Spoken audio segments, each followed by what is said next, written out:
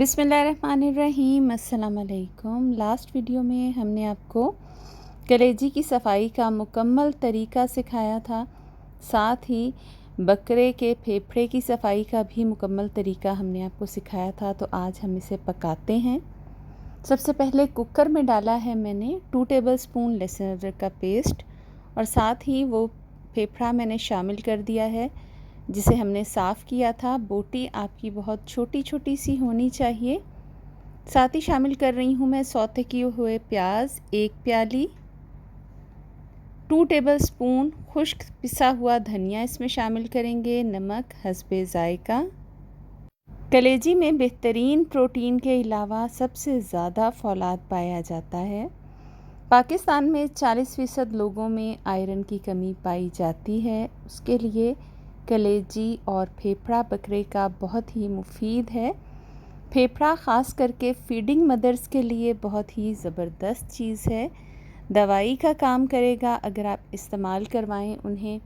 साथ ही शामिल कर दूंगी मैं दारचीनी के 2 से 3 टुकड़े, 1 अदद बादियान का फूल, 2 अदद मोटी इलायची, काली मिर्च, 2 से 3 अदद लौंग।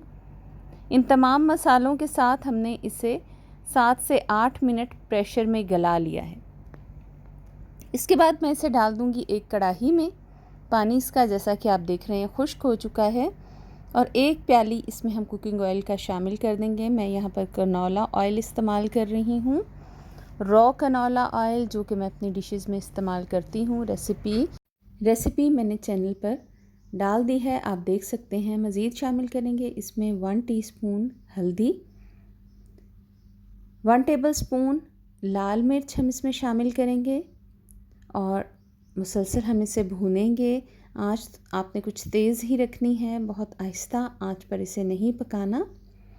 साथ साथ शामिल करेंगे हम इसे भूनते हुए गरम मसाला होममेड पिसा हुआ 1 टेबलस्पून, बारीक कटा हुआ अदरक 2 से 2.5 इंच का टुकड़ा बारीक बारीक आपने काट लेना है, वो इसमें हम शामिल करेंगे।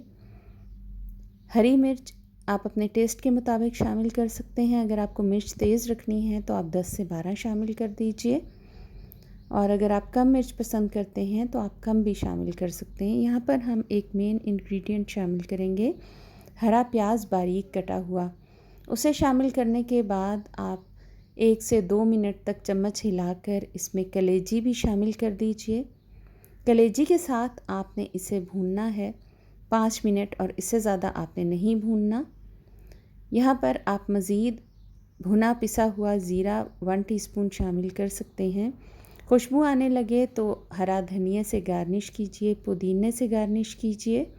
बहुत ही मज़ेदार डिश आपकी तैयार है।